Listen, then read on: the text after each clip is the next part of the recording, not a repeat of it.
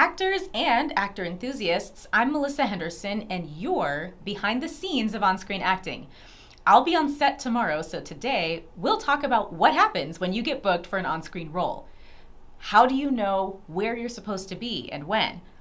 After you book the acting role, you or your agent will have signed any necessary contracts and deal memos, and you will then be scheduled for a wardrobe fitting, and you may be handed a full script for the film or for the episode.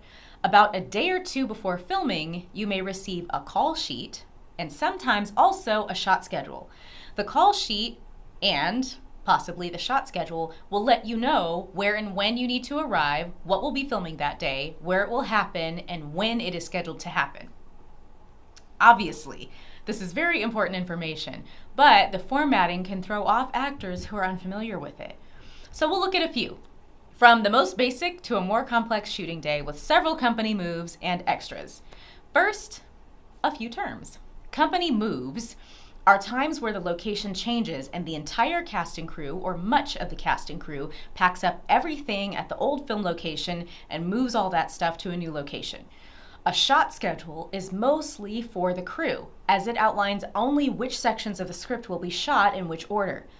As you know, most on-screen projects are shot out of order in consideration of several things: the weather, a location contract, daylight, where the sun is, budget, etc. A call sheet, on the other hand, is for cast and crew. This daily report lets everyone know who is in the cast, a similar version of the shot list, and may include contact information. For crew who interface with actors, this is crucial information. So let's take a look. At the top, you can see the name of the project, details about the weather, base camp location information, so the main shooting location, emergency contact, and top production roles like producer, director, and the first assistant director, also called the first AD. Next, you'll see a list of locations.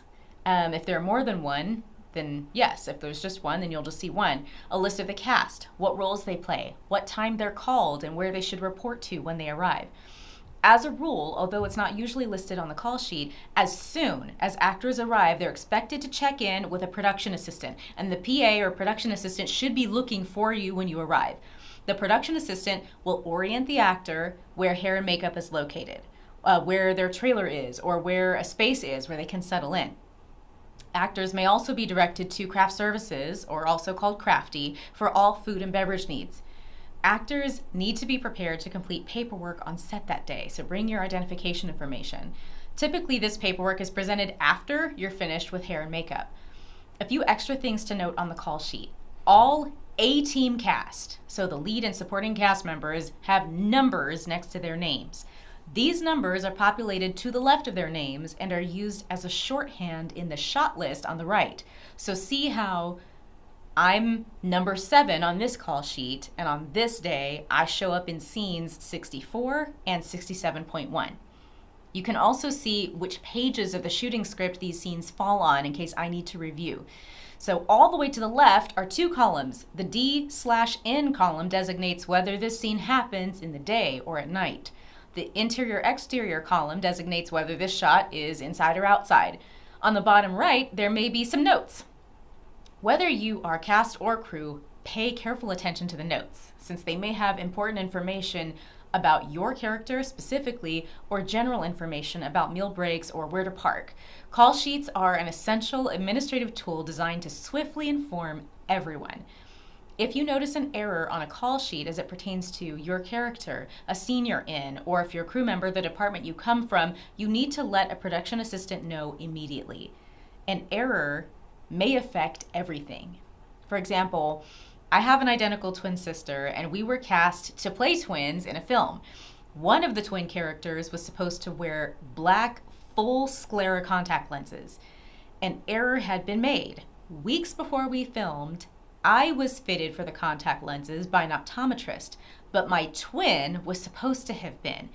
That error carried over onto the call sheet on our filming day, so no one caught the error on the call sheet or anywhere else until about an hour before we were scheduled to film an expensive scene.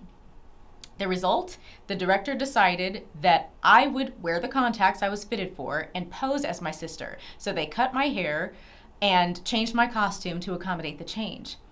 I was paid for an extra filming day instead of my sister, all because there was an error and no one caught it or spoke up about it. So don't allow an error on the call sheet or anywhere else to rob you of a paycheck. Read the call sheet carefully. That's it, actors. For more, subscribe or visit the blog at actorchatter.com and get ready for tomorrow's role today.